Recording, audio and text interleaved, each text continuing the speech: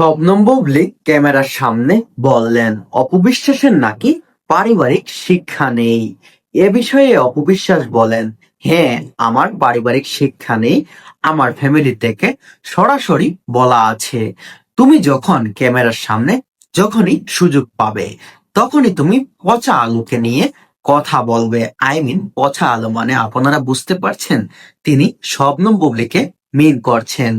তিনি বলছেন তার ফ্যামিলি থেকে নাকি বলেছেন, অপবিশ্বাস তুমি যখনই ক্যামেরার সামনে সুযোগ পাবে বুবলীকে নিয়ে কথা বলবে।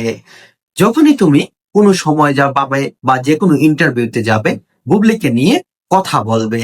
এবার আসি বুবলির ক্ষেত্রে। আপনি দেখবেন বুবলি যখনই কোনো সুযোগ পায় অপবিশ্বাসকে খোঁচা মেরে একটা দুইটা কথা সবসময় সে বলে থাকে। সে বলে থাকে বিভিন্ন সময়, হ্যাঁ, আমি শাকিব খানকে ভালোবেসে বিয়ে করেছি।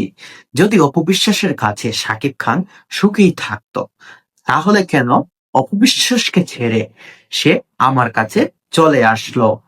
তাহলে আবার বুবলি এই কথাও বলেন, অপবিশ্বাস কেমন ভালোবাসেন তার শাকিব খানকে। কিভাবে সে শাকিব খান কিভাবে অপবিশ্বাসকে ছেড়ে আমার কাছে